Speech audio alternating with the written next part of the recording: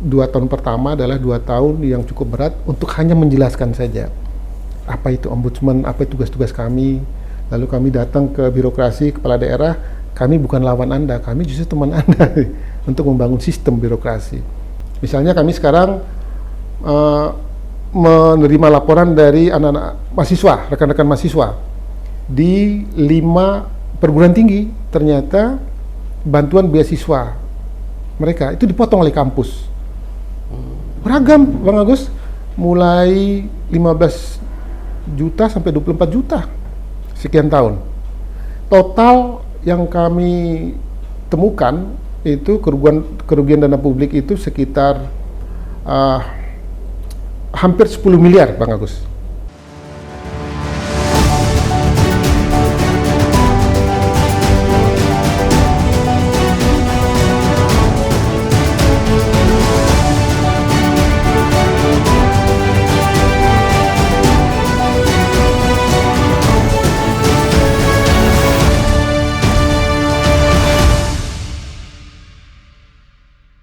Assalamualaikum warahmatullahi wabarakatuh. Alhamdulillah, tamu kita hari ini di redaksi Suara NTB adalah Kepala Perwakilan Ombudsman Republik Indonesia Provinsi NTB, Dr. Adhar Hakim SH MH. Apa kabar Mas Adhar? Alhamdulillah, kabar baik, Bang Agus. Bang Agus gimana kabar? Alhamdulillah. Sehat. Sehat, alhamdulillah. Ombudsman perwakilan NTB ini sudah berapa lama, Mas Adhar? Kalau yang perwakilan NTB sekarang ini sudah Oktober besok 10 tahun. Sudah 10 tahun. 10 tahun. Mas Adhar di Ombudsman sudah berapa lama juga? Seusia dengan usia Ombudsman NTB. Jadi saya ketika Ombudsman di NTB, Mas Adhar langsung jadi kepala perwakilan. Kepala perwakilan. Ya. Jadi orang pertama ya di situ ya? Ya, kira-kira begitulah, Bang Agus. Cerita.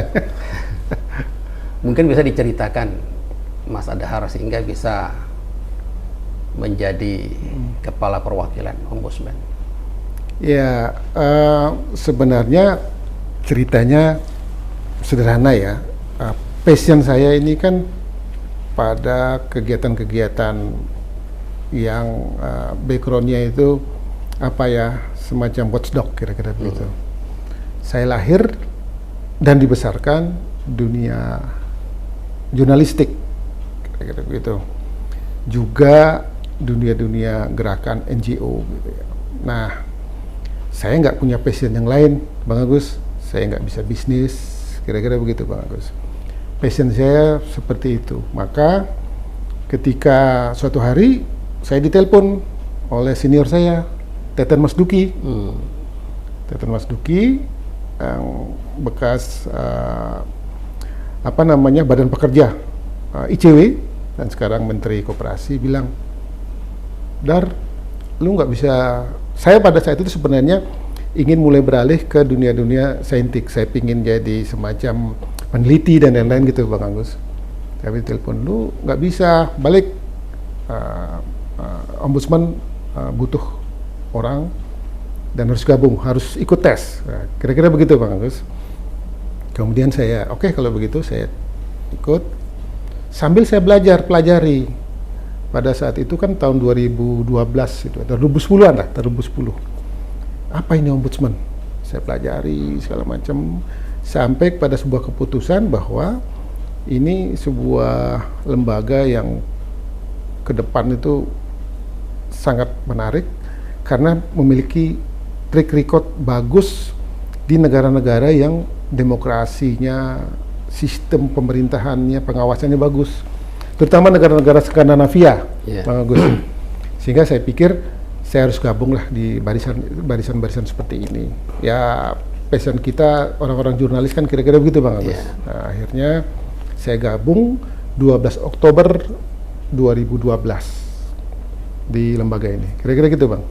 Kalau dengan latar belakang pendidikan sesuai ya? Iya, masih sesuai. Mungkin Mas Adhar bisa cerita dulu lah masa pendidikan dari kecil lah. Nah, misalnya sekolah, dulu kecilnya di mana, lahir di mana gitu. Orang tua saya ini kan kerja di kantor pos, ya kalau sekarang sebut PT Pos, kalau dulu Pos dan Giro. Setiap 2 tahun, 3 tahun tuh pindah, Bang Agus. Mulai dari tugas pertamanya di Sumbawa, digeser ke Bima, semakin ke timur di Sumba, Waingapu, kemudian ke Bali dan ke Jawa. Nah, kalau Bang Agus nanya sekolah saya SD saya itu di Sumba Timur, Waingapu. Lalu kemudian saya digeser TK, saya di sana digeser lagi, dipindah orang tua saya ke Bali. SD saya pindah lagi ke Singaraja gitu. SMP saya di Singaraja, SMA saya di Jawa Timur, di Tulungagung. Jadi keliling ini. Keliling. Sekolah berkeliling ya. Keliling. Nah, yang repotnya kan karier orang tua saya itu kan dari kota yang relatif lebih kecil karena karirnya membaik ke tempat yang lebih maju. Sekolahnya kan seperti itu juga, dari sekolah yang mundur, yang di daerah yang tidak terlalu maju ke selalu ke tempat yang pendidikan lebih tinggi, lebih maju. Yang kerepotan saya, Bang Agus, karena saya harus kejar ketertinggalan di daerah sebelumnya ke tempat lain. Bayangkan saya pindah dari Sumba yang pendidikannya tidak terlalu bagus ke Bali yang cukup bagus.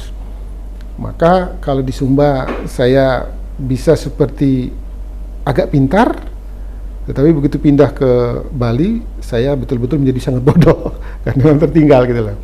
Terus saya menganggapnya, kalau sekarang saya mengartikannya mungkin itu saya ditempa dulu, kira-kira begitu, Bang Agus. Ya, saya pikir dinamika seperti itu yang kemudian tertanam ya ke saya, melihat di wilayah yang mayoritas Nasrani, kemudian saya pindah ke yang mayoritas Hindu, kemudian pindah lagi ke dinamika itu ternyata pendidikan saya, kalau temanya saya tadi ditanya oleh pendidikan formal saya seperti itu, dari yang tidak terlalu maju ke maju, tetapi pendidikan non formal belajar saya, kehidupan itu yang berwarna itu, dari yang mayoritas Nasrani, Katolik, saya pindah ke mayoritas Hindu segala macam. Saya melihat keragaman gitu. Tapi syukurnya saya punya orang tua yang selalu, bapak saya selalu bilang, udah kamu bergaul sebanyak-banyaknya, kamu belajar aja dengan mereka, kamu tahu.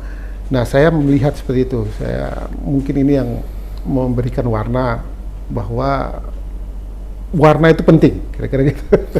S1, S2, S3? Kuliah saya di Mataram. S1, S2, S3 kebetulan semuanya di Unram, karena saya lebih banyak di Mataram. Kira-kira. Mungkin bisa dijelaskan sedikit tentang fungsi dan tugas ombudsman. Nah, ini yang sebagai lembaga baru memang pertanyaan Bang Agus tuh masih sering ya, dan itu memang tantangan ombudsman untuk menjelaskan. Izin Bang Agus, kalau ditanyakan tentang fungsi tugas itu saya bisa menjelaskan dari 2 format ya. Format filosofisnya, ombudsman ini adalah sebuah semacam konsep magistrature of influence, mahkamah pemberi pengaruh. Hal yang benar-benar baru di kita, Bang Agus. Kita selama ini kan lebih suka dengan mahkamah magistrature of sanction, mahkamah pemberi sanksi ya. Tangkap kira-kira begitu, kayak kawan-kawan KPK, Polda, kepolisian dan lain-lain. Magistrature of influence, mahkamah pemberi pengaruh, ini hal yang meskipun di negara-negara Skandinavia itu lebih duluan dan lebih suka bicara pencegahan, di kita memang ada kecenderungan yang berbeda, lebih suka bicara penindakan. Baru ketika zaman Gus Dur dibentuk ombudsman ini, itu filosofisnya orang yang merangkul, kira-kira begitu. Kalau normatifnya itu kita bisa lihat di Undang-Undang 37 tahun 2008 tentang ombudsman. Dia lembaga negara. Ombudsman itu adalah lembaga negara yang bertugas untuk mengawasi penyelenggara pelayanan publik, baik dia badan hukum milik negara maupun badan usaha milik negara, yang sebagian atau seluruh anggarannya itu dengan APBN maupun APBD. Termasuk swasta, Bang Agus. Swasta yang menjalankan misi negara. Misalnya BPJS, kalau rumah sakit swasta ngerawat seseorang, kalau dia murni kegiatan swasta saja kami nggak bisa masuk. Tapi kalau dia sudah menjalankan misi negara, BPJS kita masuk. Sekolah swasta juga begitu. Kalau dia murni menjalankan tugas-tugas pendidikannya, bisnis pendidikannya, nggak ada masalah. Tapi begitu dia menjalankan BOS, menyalurkan BOS ya, Bang Agus. iya. Nah, kami boleh masuk di situ. Nah, jadi Ada beasiswa dari pemerintah. dari pemerintah. Bisa masuk itu. Iya, iya. Nah, tugasnya itu adalah pencegahan kami di bidang korupsi, tetapi pemberantasan di bidang maladministrasi, gitu. Ya, memang ini tantangannya yang cukup berat itu menjelaskan kepada masyarakat, apalagi kepada penguasa, penyelenggara pelayanan, bahwa mindset pencegahan ini kan nggak terlalu populer. Ya. Kita sebagai orang backgroundnya media itu, Bang Agus, kalau TV atau media cetak atau apa saja visual menayangkan atau menyiarkan penangkapan, sepertinya kita kok seragam ingin nonton, gitu ya Bang Agus. Iya, iya, iya. Tetapi kalau kita bilang ada hal-hal yang pencegahan, misalnya begini, kami berhasil mengatasi kesulitan 6.000 guru di Lombok Timur yang selama ini kesulitan menerima sertifikasinya. Sertifikasi guru itu bisa telat sampai setahun, Bang Agus. Lapor kepada kami selesaikan. Sampai sekarang sistem itu membaik. Jarang sekali kita menemukan atau mendengar berita sertifikasi itu terlambat, kan gitu kira-kira Bang Agus. Iya. Orang mau baca nggak berita itu? Orang mau nonton nggak tertarik. Padahal itu kan secara fundamental sangat penting gitu Bang Agus, hal-hal seperti itu. Tapi mindset kita belum sangat tertarik dengan hal-hal yang sifatnya pencegahan. Kita masih lebih sering kalau ada orang ditangkap segala macam itu. Ini salah satu tantangan saya di Ombudsman dan kawan-kawan menjelaskan kepada publik bahwa pencegahan itu sebenarnya jauh lebih penting daripada penindakan. Karena di negara-negara yang kegiatan pencegahannya sudah maju seperti Eropa, Skandinavia, mereka nggak mau tuh ngomong dengan penindakan karena berhadapan dengan penindakan adalah budaya yang terendah dalam budaya manusia karena harus berhadapan dengan aparat hukum. Kalau orang di Eropa, di mana negara yang budaya hukum sudah maju, berhadapan dengan aparat hukum dan penindakan, itu berarti kita sedang mengalami sebuah tingkat budaya hukum terendah yang pernah kita alami. Oleh sebab itu orang lebih suka ngomong pencegahan, Bang Agus. Tapi di Indonesia sebaliknya, masih terasa itu. Nah, di media juga seperti itu ya, lebih suka lebih tertarik kira. Mungkin karena pembacanya lebih banyak, bukan salah media saja. Pembaca lebih suka itu nonton TV, memberitakan karena penontonnya lebih suka itu. Nah, siapa yang ditangkepin ini? Atau siapa yang dikasih rompi oranye, kira-kira itu Bang Agus. Tapi kalau sekarang misalnya kita memperbaiki sistem PPDB, ini lagi PPDB nih Bang Agus, penerimaan peserta didik baru. Sebelumnya kan orang boleh sekolah di mana saja. Tidak bisa sekolah di mana saja. Di jalur-jalur jalur sekolah-sekolah favorit kira-kira begitu. Yeah. Misalnya SMP 2. Tanya aja itu orang Dasar Agung bisa nggak sekolah di situ dahulu ya. Tapi kemudian ada pemikiran untuk memperbaikinya dengan sistem zonasi, Ombudsman, KPK dengan Kemendikbud, kemudian terbentuk sistem zonasi. Sekarang siapapun boleh sekolah di SMP 2. Kira-kira begitu Bang Agus. Pertanyaannya, apakah publik, apakah media tertarik dengan berita-berita itu? Mungkin dianggap menarik, tapi tidak terlalu penting mungkin. Tetapi kalau ada seorang guru ditangkap karena misalnya pungli, itu semua mata menyoroti. Tantangannya situ kira-kira. Sehingga memang menjadi tugas utama Ombudsman itu sekarang ini salah satu itu menjelaskan pencegahan itu maha penting. Nah, karena Mas Adhar ini kan orang pertama di Ombudsman NTB. Nah, ketika lembaga ini dibentuk di NTB, tantangan terberatnya apa di internal dan eksternal itu? Kan harus dibenahi juga di dalam ini kan orang-orang baru semua pada saat itu kan. Betul Bang Agus. Bayangkan saya 12 Oktober 2012 diperintahkan mengembangkan Ombudsman di sini. Saya belum punya kantor, Bang. Belum punya kantor, nyari kantor, mendirikan, dan saya hanya dibantu oleh 3 asisten, Bang. Harus coverage seluruh NTB, kira-kira begitu. Maka yang saya bangun pertama adalah menjelaskan, menyiapkan institusi ini, tetapi juga terus bergerak keluar. Yang pertama, karena saya orang jurnalis, saya paham kira-kira lebih bahwa sosialisasi ini menjadi penting, menjelaskan kepada publik kami tidak sekedar hadir, tapi kami bisa menjadi teman untuk memperbaiki sistem pelayan publik, birokrasi di daerah ini. Maka kata pertama adalah nggak boleh ngeluh dengan fasilitas yang ada. Kita bangun, kemudian kita kembangkan, kita bergerak, kita datangin birokrasi. Nah itulah yang tadi Bang Agus saya ceritakan. Belum ada satupun yang paham apa itu ombudsman. Termasuk kepala daerah. Saya ingat betul 6 bulan pertama saya masih sering sekali berdebat dengan wali kota Mataram pada saat itu. Karena mereka tiba-tiba kaget, loh ini lembaga apa sih kok tiba-tiba datang ngawasin, kemudian bahkan memanggil kami. Karena di Undang-Undang 37 tahun 2008 tentang ombudsman ada kewenangan-kewenangan kami, bahkan memanggil paksa. Didampingi polisi memanggil paksa kalau pada panggilan ketiga tidak digunakan. Tapi kami jarang sekali menggunakan itu. Karena kami pikir kalau itu kami gunakan berarti ada kegagalan kami persuasif.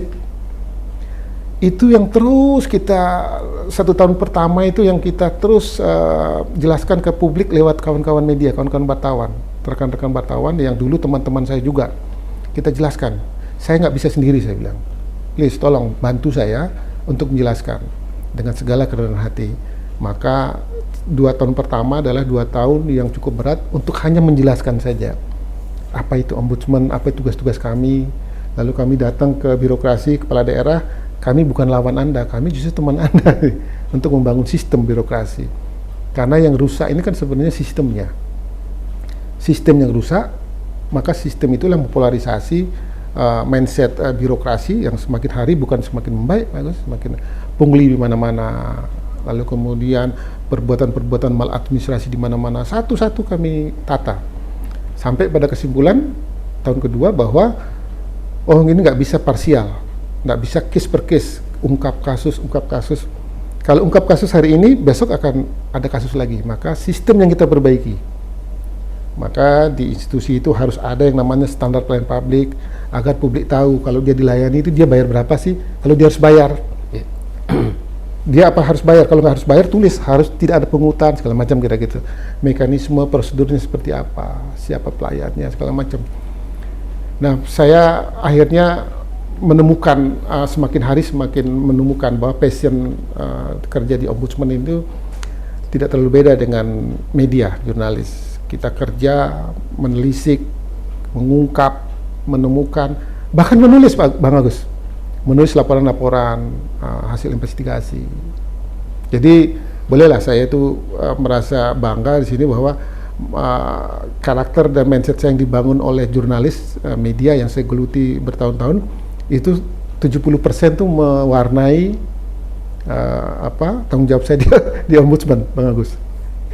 Kalau programnya ombudsman 10 tahun ini apa yang menonjol? Saya lebih fokus pada isu-isu strategis di NTB. NTB sebagai salah satu daerah yang harus diakui dalam beberapa skala itu tertinggal dari daerah lain. Saya harus buat sebuah isu strategis yang bagi kami itu isu terpenting. Misalnya sektor pendidikan, sektor sosial, kemiskinan, kira-kira begitu. Lalu kemudian daerah ini kan juga daerah yang dikembangkan pariwisata. Pariwisata kan haus tanah. Banyak sekali kasus tanah. Maka penataan administrasi sektor pertanahan itu menjadi agenda kami pada saat itu. Sampai sekarang pun kira-kira. Itu yang kami, selain kasus-kasus lain ya, laporan-laporan lain, tapi kami fokus di situ, termasuk 4 yaitu kesehatan. Dan ternyata Bang Agus, ternyata 4 itu termasuk dari 5 kasus yang memang selalu setiap tahun menjadi kasus yang dilaporkan terbanyak, dilaporkan ke ombudsman. Pendidikan, kemudian pertanahan, kemudian bansos dan lain-lain itu, lalu kemudian kesehatan. Itu memang selalu setiap tahun tuh selalu masuk 5 besar, tambah 1 yang 5 besar itu dengan kepolisian, Bang. Itu yang dilaporkan terus ke kami. Kalau capaiannya sudah sesuai dengan target Mas Adhar enggak? Jujur saja saya masih belum puas. Kalau misalnya begini, kalau menghitung target itu dari pendekatan kuantitatif, angka, Bang Agus, kami itu tiap tahun itu diakses oleh publik itu antara 400, 500 sampai 600 publik yang tiap tahun datang kepada kami.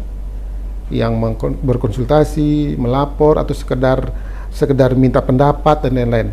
Dari angka itu ya kira-kira 70%, 60% itu menjadi laporan kami. Antara 250 itu Bang Agus. Nah, kalau ditanya menjawab tadi Bang Agus, seperti apa capaiannya? Dari laporan-laporan itu rata-rata tiap tahun kami itu 90% itu kasus kami case close, kami tutup, kami selesaikan. Kami ukurannya apa menyelesaikan kasus? Misalnya Bang Agus ngelapor nih ke kami, saya mendaftar sertifikat tanah saya, tapi kok 6 bulan nggak selesai-selesai di kantor pertanahan, itu melapor kepada saya. Kami periksa, kawan-kawan rekan-rekan di BPN, kami tindak lanjuti sampai selesai. Nah, ukuran selesai ini tuh adalah ketika Bang Agus menerima sertifikat yang Bang Agus daftarkan itu, baru boleh kamu tutup Bang Agus. Atau tadi guru-guru yang 6 bulan, 8 bulan nggak terima sertifikasinya, kami baru boleh menutup itu kalau guru itu sudah menyatakan puas dan menerima. Jadi kami nggak boleh menutup laporan itu sepihak Bang Agus. Kami harus sampai selesai. Misalnya kami sekarang menerima laporan dari anak-anak mahasiswa, rekan-rekan mahasiswa di 5 perguruan tinggi, ternyata bantuan beasiswa mereka itu dipotong oleh kampus. Beragam Bang Agus, mulai 15 juta sampai 24 juta sekian tahun. Total yang kami temukan itu kerugian dana publik itu sekitar hampir 10 miliar Bang Agus. Di berapa kampus itu? Itu sekitar 5 kampus. 5 kampus. Besar juga ya? Besar Bang Agus. Nah, kami selesaikan itu, ukuran selesainya apa? Sampai si mahasiswa nerima haknya. Jadi banyak sekali mahasiswa datang ke kami itu nangis. Wah, kami selama ini sudah hopeless, tidak ada harapan, ternyata ada ombudsman, kami terima. Nah, yang begini-begini ini membesarkan hati kami. Banyak sekali orang kemudian yang selama ini bilang, kalau dulu di sekolah kami, anak saya dipungutin sewenang-wenang oleh sekolah, nggak ada tempat mengadu, sekarang ada tempat mengadu, dan kembali duit itu gitu, begitu. Yeah. Karena saya bilang kepada kepala sekolah, Anda kembalikan nggak uang itu? Kalau enggak, saya bisa tindak lanjut ini berkoordinasi dengan aparat penegak hukum karena ini masuk pada perbuatan melanggar hukum, kira-kira begitu. Mereka mengembalikan, publik akhirnya senang. Oh, sekarang ada ya lembaga yang kalau kami mengadu terhadap pelayan publik, mereka sampai selesai. Begitu juga kan ruang lingkupnya 3 nih Bang Agus, kalau boleh izin saya menjelaskan. Ruang lingkup pelayan publik itu barang, jasa, administrasi. Administrasi misalnya begini, Adminduk ngurus KTP, 2 tahun ada warga ngurus KTP nggak bisa dapat KTP, baru mengadu kepada kami. Hanya dalam hitungan hari dia dapat KTP-nya. Saudara-saudara kita dari Jemaah Ahmadiyah. Karena saya bilang apa istilahnya kepercayaan dia dalam konteks agama mestinya tidak mereduksi hak dia terhadap pelayanan. Dia berhak atas pelayan publik, khususnya administrasi Adminduk. Kemudian dia mengadu, setelah 2 tahun nggak dapat, dia mengadu, dapat KTP-nya. Nah, ini yang orang sering melupakan. Bahkan orang-orang itu mendapat KTP itu sambil nangis karena dia merasa sangat bahagia sekali. Orang cenderung menganggap hal-hal besar itu adalah pemberantasan korupsi. Kalau mengembalikan keuangan negara puluhan miliar dan lain-lain. Hal-hal fundamental ini orang seringkali menganggap kecil. Tidak, ini masalah gede. Masalah yang baru kita mulai sejak reformasi Bang Agus. Di negara-negara Skandinavia ini sudah dimulai sejak tahun 1800-an Bang Agus. Kita baru mulai itu 1998. Yeah. Sudah ratusan tahun kita tertinggal Bang Agus. Apakah masalah kecil? Saya kira tidak. Karena kita nggak bisa hanya dengan penindakan nangkepin orang. Berapapun orang dalam penjara, kira-kira begitu Bang Agus.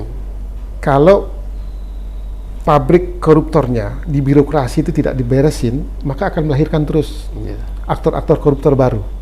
Maka sistem ini kita perbaiki. Nah, sistem inilah tugas ombudsman.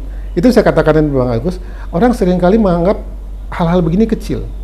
Orang baru ngeh ketika, oh ya, birokrasi ini melahirkan sekian koruptor gitu Bang Iya. Agus.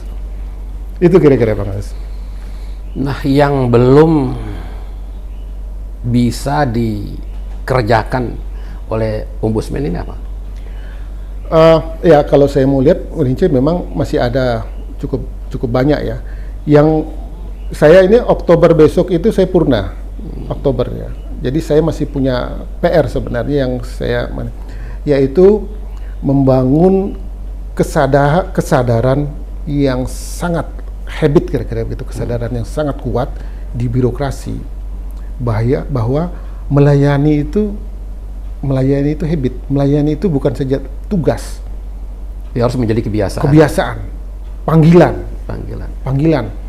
Nah, membangun mindset seperti itu saya kira bukan tugas gampang, karena politik kita lebih banyak dihancurkan oleh politisasi birokrasi. Itu yang sangat terasa merusak birokrasi, itu politisasi. Makanya secara guyon orang sekarang guyonannya begini, birokrat itu cuma 2 tugasnya, ASN cuma 2 tugasnya. Tugas pertama itu dimutasi, tugas kedua dimarahin, gitu. Guyonannya ya. Itu yang merusak birokrasi, sehingga habit mereka, kemauan mereka untuk mengatakan bahwa birokrasi tugas utamanya melayani, itu yang masih belum terlalu berhasil. Kami ingin tidak selalu harus ada ombudsman dulu baru dia sadar, tapi tanpa ombudsman pun dia sadar. Membangun kesadaran itu yang saya kira saya belum terlalu berhasil, karena saya berhadapan dengan satu tembok sangat tebal yang namanya politisasi birokrasi itu. Kepala sekolah itu lebih takut kepada wali kota, kepada si A yang menjadi wali kota atau bupati. Misalnya SD SMP yang diurus oleh bupati dan wali kota. Karena apa? Kata mutasi dan kata pencopotan jabatan itu jauh lebih menakutkan daripada dia bicara soal integritas. Maka setiap PPDB, penerimaan peserta didik baru, banyak kepala sekolah itu matikan HP. Ini dalam arti sebenarnya banyak. Karena apa? Setiap kawan-kawan yang ada di birokrasi itu main titip. Kawan-kawan yang ada di DPR itu ngirim memo, nama segala macam. Itu fakta yang saya bisa ungkap di sini. Dan mereka stres. Saya bilang nggak boleh, harus dilawan. Ayo kita sama-sama ngelawan. Kita harus bergandingan tangan ngelawan. Dan itu yang saya dapat 2-3 kepala sekolah yang berani ya. Tetapi lebih banyak yang belum, bukan tidak berani, tapi belum berani karena itu tadi politisasi birokrasi yang sangat kuat. Mereka dengan gampang sekali dimutasi dengan berbagai alasan. Ketakutan mereka memang itu membuat membangun habit pelayanan itu masih PR yang sangat berat, Bang Agus. Itu yang saya juga minta tolong Bang Agus dengan kau. Terima kasih Mas Adhar atas waktu dan kesempatannya berbincang-bincang dengan kami pada hari ini. Lebih kurangnya mohon maaf. Wassalamualaikum warahmatullahi wabarakatuh. Waalaikumsalam warahmatullahi wabarakatuh.